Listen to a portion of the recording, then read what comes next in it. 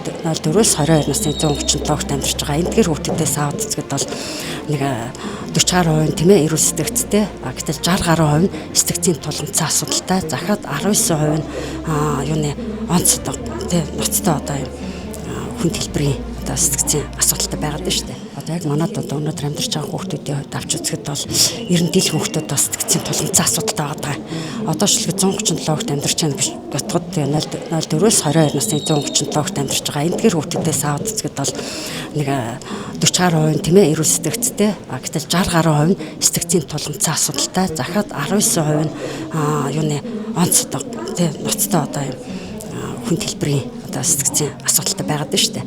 За тэгэхээр энэ юг харуулж байна гэхээр өнөөдөр боддоо 137 хүүхдийн хувьд 60% нь сэтгцийн асуудалтай байна гэдэг бол энэ бусад асрамж халамжийн төвд яг ялгаагүй байхгүй. Өнөөдөр Монгол улсад 800 гаруй хүүхд асрамж халамжийн төвд амьдарч байна. Тэгэхээр эдгээр хүүхдүүдийн ингээд аваад ирсэн бол маш их хүүхдэд одоо асуудал өртөж штэ. Ирээдүйг авч явах Монгол улсын иргэд маань ийм сэтгцийн тулгымцсан асуудалтай байна гэдэг бол энэ өөрөө аюу аюултай алхам байхгүй. За тэгээ энэ юунаас үүдэлтэй гэхээр нэг үйл нөгөө архины хамаарал, гэр бүлийн салалцаа, эргэцэн одоо гэр бүлийн таламжгүй орчинд өсөж төрж байгаа хүүхдэд яг энэ асуудал үүсэж байгаа байхгүй. Бага насндаа авсан энэ сэтгцийн тулгымцсан асуудал чи явж төрхөн үеийн эмгэг болдог. Энэ нөгөө нэг сэтгцийн одоо хүн хэлбэр өвчтөй хүмүүстэй дүүцгүй хэмжээний ийм асуудал үүсэж байгаа байхгүй. Бид өнөөдөр Монгол улсад одоо ингээд сэтгцийн эрүүл мэндгээд хөгжсөн байж байна тийм. Гэтэл шизофрени нөлөө тий одоо нэгсэндээ галзуурал солиоролтой хүмүүсийг бид нар анхааралтай авч байна. Гэтэл энэ төрхүүлийн эмгэгддэг зүйл чинь тэднээс дотгооргүй эрсдлийг дагуулж яадаг. Яагаад гэвэл бие хянах чадварааргүй хүнээс айх гэж мэдрэмжгүй болцсон юм байгаад байгаа байхгүй. Тэгэхээр энийг бид нар яг одоо энэ асуудлыг хөндөж байгаадаг бид бас давхар ирнэ авч үзэх ёстой. Яг өнөөдрийн хилцүүлэг бол цаашдаа үргэлжлэнэ гэж байна л да. Өнөөдрийн хувьд бол ямар ч зэний хилцүүлгээр хууль эрх зүйн орчинд боловсронгуй болгох чиглэлээр яригдсан хэдий ч зүгээр энэ бид нар альва хууль эрх зүйн одоо хуулийг боловсруулахдаа бүх талаас нь авч үзэж эн чинь төгс төгөлдөр хөрсөндөө болсон хууль болох ёстой. Тэгэхээр энийг ер нь насаа суулгаж өгөөсэй гэсэн бодол бол байна. За тэгээд одоо ингээл чөдөрлөх чинь бид нар ерөөсөө бараг нэг айл 2 айлын 10 хүүхэд хүлээж авчих ш. Тэгээ боддоо 5-аар нь ингээд тий 5-ын 5 2 гэр бүлийн 5 хүүхэдэд шүүхийн шийдвэрээр орж ирж байгаа байхгүй. Тэгэхээр тэр хүүхэдэд дандаа эрсдэлтэй орчноос ирж байна. Тэдгэр хүүхэдүүдээс 2 3 хүүхэд нь одоо бас ингээл тий докторгүй сурвал завсардсан. Дандаа сурвал завсардж байна. Тэгээд сурвал завсардсан хүүхдүүд яадаг вэхээр нөгөө оюу тогтоолтын хувьд олон сэтгэн бодох чадвар үед маш их сул байдаг. Энэ нөгөө ягаад сурвал завсардаад байна гэхээр мэдээж эцэгхийн хариуцлага байдаас хоёрдоос нөгөө ойлгох чадвар сулаасаа болоод хүүхдүүд хичээл сургуулиасаа дайжаад байгаа байхгүй. Тий. Төрхтөө одоо сэтгцийн асуудалтай төрж байгаа гэдэг нь бас юунаас За тэгээд сая ингэж шүү дээ. Одоо шилээ манад нэг кейс байна л да. Нэг айлын 3 хүүхэд байгаа байхгүй. За 2 хүүхэд нь бол одоо 11 онд ирж исэн. За тэр айл бол харьцангуй гайг байсан. Гэтэл сүүлд ирсэн хүүхэд нь асуудалтай болоод ороод ирж байгаа байхгүй. За тэгээд нөгөө яг архины хамааралтай одоо олон жил болсон хүмүүс ингээд 5 6 хүүхэд гаргаж байна да.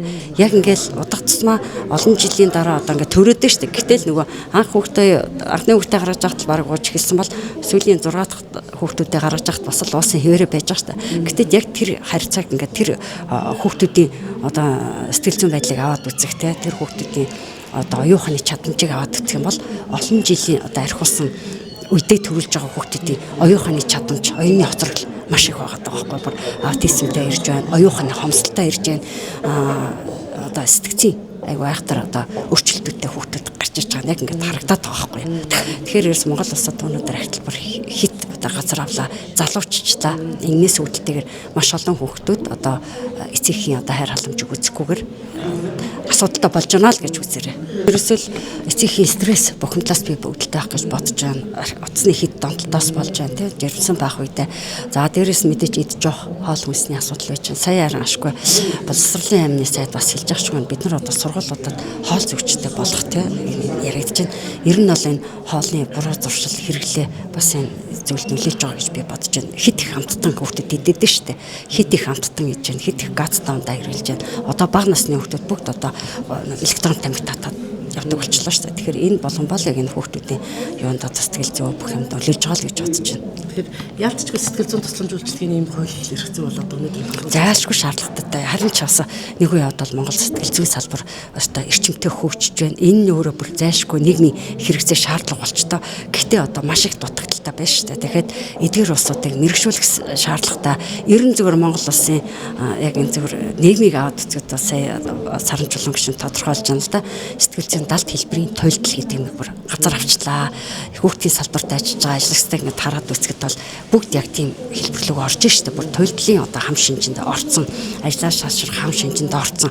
За тэгэл явахтаа тэр одоо яг хүүхдийн салбарт ажиллаж байгаа энэ хүүхд гэр бүлийн газрын байж байна. Одоо сургууль цэцэрлэгийн орчинд ажиллаж байгаа, асрамж халамжийн төвд ажиллаж байгаа хорооны нийгмийн ажилтнууд эднийг аваад үзэхэд бол ястаа бүр үнэхээр туйлын хам шинжинд орчод байж байгаа. Гэтэл зарим өсөд хэдэлтэй сонголт байна шүү дээ. Та нар заавал ингэн байрын энэ салбарт ажиллах хэрэгтэй нөхөр нэг нь тийм мэрэгжлийг эзэмшсэн хүмүүс байна шүү дээ. Нэг нь тийм мэрэгжлийг эзэмшсэн хүмүүс одоо зорж ажиллах бол өөрхийн ажиллах юм тийм ээ.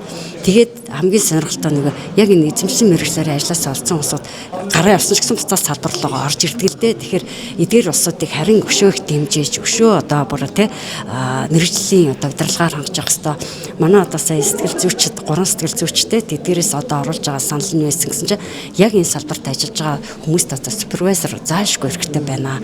Тэгэхгүй бол одоо олон жил ингээд 4-5 жил ажиллаад ирэхээр өөрөөсөө бүр сэтгэл зүйч авах хэмжээнд одоо ийм туйлдаад шүү дээ. Сэтгэл зүйн далд хэлбэрийн туйл гэх тийм ийм байгаа шүү гэдэг хэлмэр.